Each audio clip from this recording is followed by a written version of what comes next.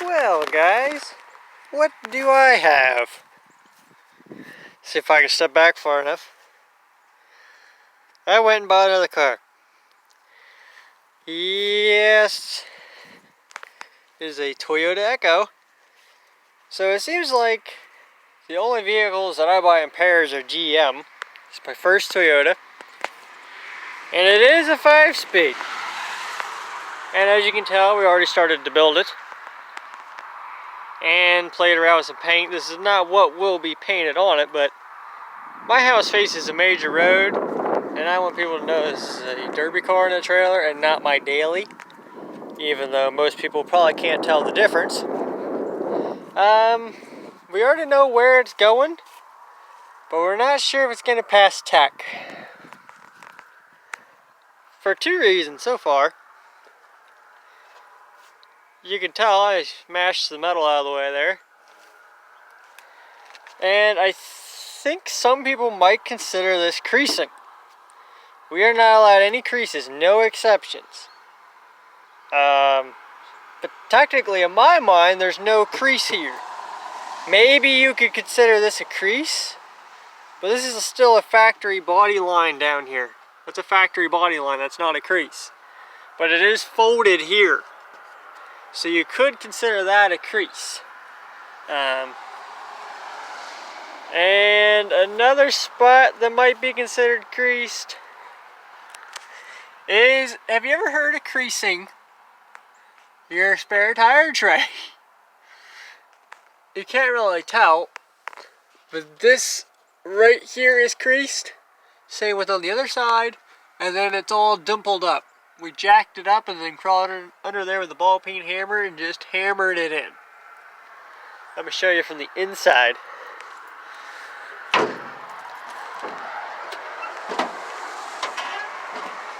That baby is up as high as she is possibly going to get it. I can't even get my finger down alongside it on either side.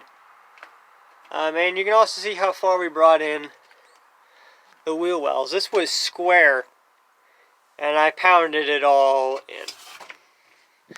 Same with over here. It's actually starting to lift the floor. And you can see someone was going a little crazy and popped some holes in the side. I'm not going to mention any names. But I mean, we even moved the spare tire jack holder, which is pretty loose. So I might take a hammer and bash that in even further and crease that up. I think we even started to move the rear wheel wells a little bit, unless that's factory. I didn't really take notice before. But this car will be running at the same place as the youth car. And the only thing we're allowed to do to the trunk is tuck it. I have a very small trunk. This might be 8 inches between here and here. So my idea, it says you're allowed to tuck it in half and it has to fold downward. My camera zoomed in. Nope. So my thought is, cut it here enough to tuck the bottom and fold it down, so almost like a tailgate, and have a little tray here, and we're allowed 4 weld patches. So I'm thinking leave enough to weld this corner, same on that side, and then 1 down here and 1 over here. Just experiment. I mean, it's a junk car, I don't really care what happens to it, but it is decently clean. I did find some major rust, but it's in the rocker panels, so it's not that important. So we're going to try that out. And we're not, like I said, we're not allowed to crease it, which is breaking my heart, because it has this factory crease the whole length of the car. And you saw what we did with the wheel well carrier. Imagine what we could do if we were allowed to mess with this. It is a 5-speed, not much to show on the inside. See if I can pop the trunk, pop the hood. I don't remember if I latched it or not. There we go. As you can tell, it has the plastic intake in the front. And I did burn up the alternator, so I'm going to have to use a better battery.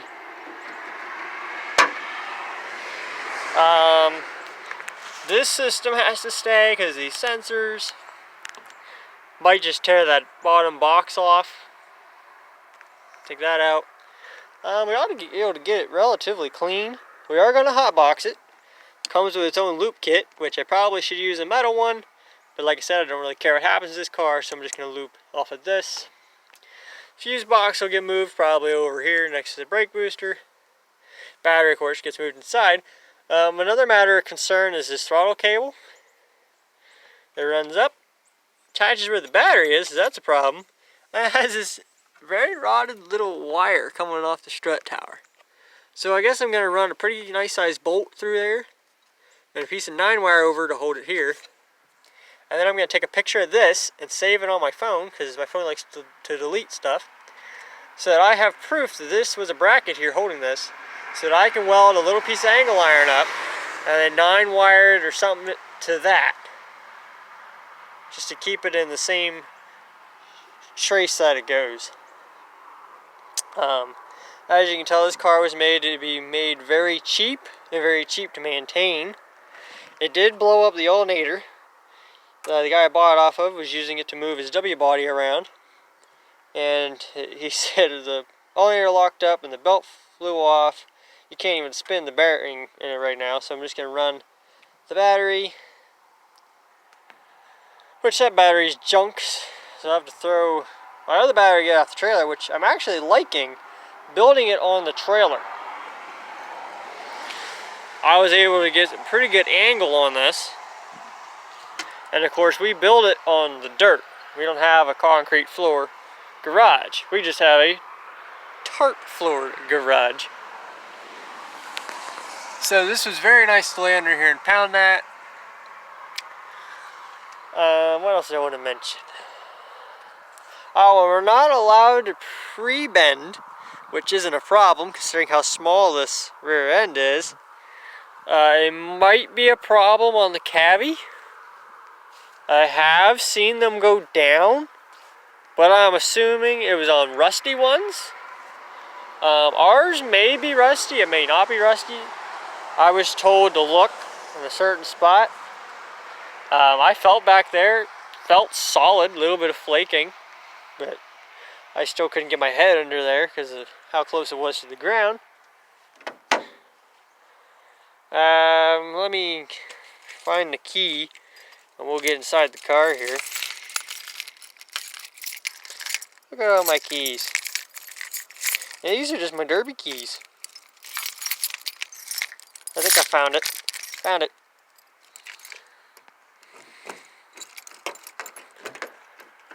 There we go. And there's all the seat interior, because I don't want to set it somewhere and it get it all wet and hard to deal with. So right now all the seats are in here. The rest of the scrap, most of it fit in a dryer. Sorry, I'm trying to hook my keys back in my pants. Ah, screw it. No! I was very fascinated with where the speed dials are. They're in the center of the dash. But what I wanted to show you... Okay, see if I can get to the lock. There, it's unlocked.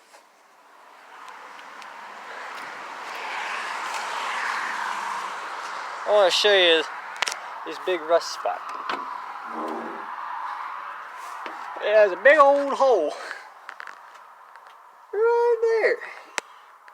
It's pretty much like that, the length of the car underneath. I don't think that side has it. But look at this big panel we could get at. We could just crease that whole thing.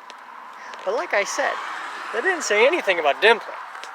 So, I might have to sneak around the rules a little bit. That's got a big gaping hole. There's a big gaping hole. That's solid. Like, no rust there. And the rest, pretty rotted. I don't think the other side's that bad. But what I think helped the driver's side is the plastic piece that goes along the running board broke off early on in its lifetime, I can tell. See, it's fine. I mean, you guys know the driver's side is usually the most rotted out, as it dries on top of all that salt in the yellow line. That big pile that sits there in the winter. But I feel like it's fairly clean. For what kind of car it is and how cheaply it was made, it's fairly clean. And now you can see that crease.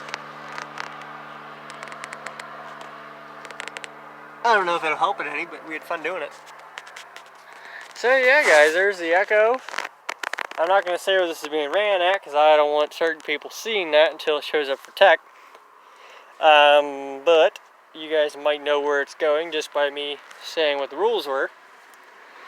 But yeah, the Jeep Cherokee might be going there too, but you're kind of limited on what you can do. You can weld the driver's door shut, which that takes up most of the car. So we're going to do that. And you're only allowed 4 weld patches for your trunk, 4 weld patches for your door, and your hood, I think you're allowed to 9 wire in 4 spots maybe. You're allowed to run all thread, but it's not allowed to touch the frame in any shape or form. The back tires, as we go into the front, is self-treads because you're not allowed V-treads.